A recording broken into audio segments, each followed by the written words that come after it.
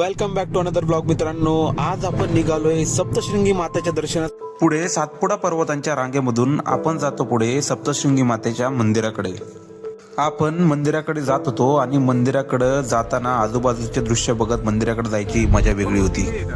सप्तशृंगी मातेचा गड चढणारे सप्तशृंगी माता की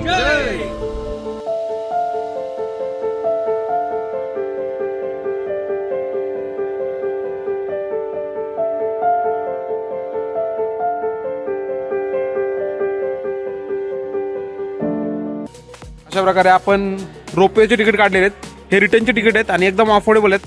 500 रुपयाच्या आता आपल्याला 4 तिकीट भेटलेले आहेत. आणि तिकीट काढल्यानंतर रोपवेने जायचा आपला प्रवास हा सुरू झाला. आणि तुम्ही जर नवरात्रीच्या काळामध्ये येताय तर नवरात्रीच्या काळामध्ये इथे गर्दी ही भरपूर असते. पुढे आपण प्रसाद घेतला आणि आपण आपल्या रोपवेकडे निघालो. आजूबाजूचा परिसर, मंदिराची स्वच्छता ही अद्भुत होती आणि बघता बघता आपला रोपवे आला. आपण ह्या रोपवेने जाणार आहे. याला म्हणतात प्रशासनाचं काम. मंदिर प्रशासनाने आणि महाराष्ट्र शासनाने इथे एक नंबर काम केलेलं आहे. अशा सोयी जर प्रत्येक धार्मिक ठिकाणी जर करण्यात आल्या तर लोक ट्रॅव्हलिंगला खूप इझिली ऍक्सेस करू शकतील आणि दर्शनाला पण खूप जास्त लोक येतील. चला आतमध्ये.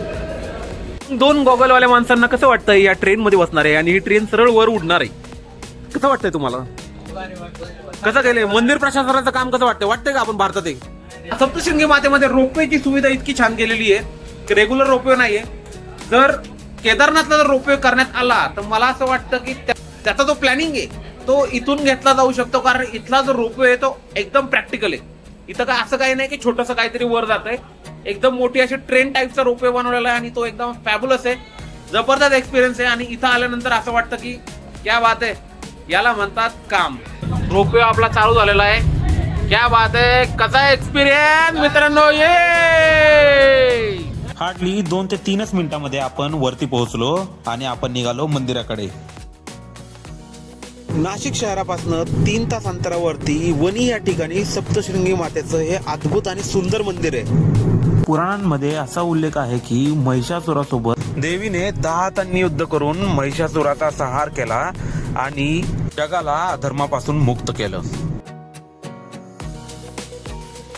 जेवढी गर्दी असायला पाहिजे तेवढी गर्दी इथं नव्हती, कारण की मंदिर प्रशासनाचं काम हे खूप छान होतं आणि आधीमध्ये सप्तशृंगी मातेचं स्वरूप असं सुंदर प्रकारे पाहायला भेटत होतं.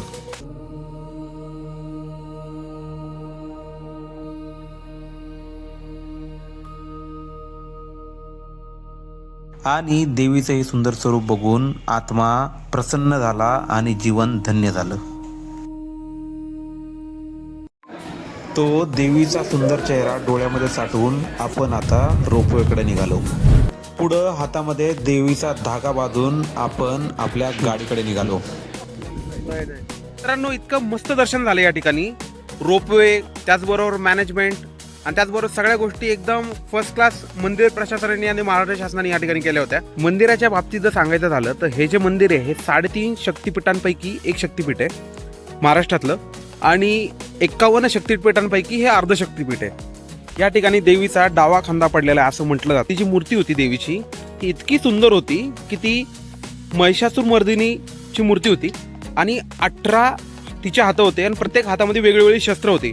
तर त्या मूर्तीचं स्वरूप बघून आत्मा एकदम प्रसन्न झाला. मित्रांनो, जेव्हा पण तुम्ही या शक्तिपीठाला यायचा प्लॅन करताय तर नक्की या ठिकाणी व्हिजिट केल्याशिवाय तुम्ही जाऊ नका. इथं एवढी छान सोय केलेली आहे की तुम्ही तुमच्या घरातले कोणी वृद्ध लोक जरी असतील तरी त्यांचं दर्शन आरामात होऊ शकतं. कोणताही स्ट्रेस येत नाही एवढ्यावरती मंदिर असून सुद्धा. तर चला आपल्या मित्रांना विचारूया त्यांचा अनुभव कसा होता.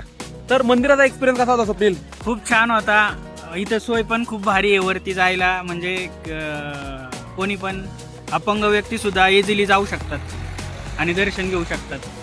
मूर्ती कशी होती? मूर्ती खूप छान होती, एकदम मस्त. अनिकेतला विचारूया, अनिकेतचा एक्सपिरियन्स कसा होता? अनिकेत, खूप मस्त एकदम एक्सपिरियन्स होता. आता सगळीकडे जर देवदर्शनाचा मॅनेजमेंट राहिलं तर उत्साह पण वाढेल दर्शनाचा लोकांचा आणि खूप छान दर्शन झालं. शिवम कसा होता एक्सपिरियन्स? मस्त होता. मस्त वाटलं देवीचं दर्शन करून. मस्त होतं. मूर्ती कशी होती? मस्त होती. देवीची मूर्ती मस्त होती. अशी असं म्हणतात की या मूर्तीवरती जो शेंदूर होता तो 600 वर्षांपासून त्या ठिकाणी होता आणि स्पेशल टीम मंदिराने लावून त्या मूर्तीवरचा जो शेंदूर काढला आणि त्या शेंदूर काढल्यानंतर मूर्तीचं जे स्वरूप आपल्याला पाहायला भेटतं ते अद्भुत स्वरूप आहे. आणि ते स्वरूप बघितल्यानंतर आत्मा धन्य होऊन जातो मित्रांनो. भेटूयात आपल्या नेक्स्ट व्लॉग मध्ये. तोपर्यंत बाय.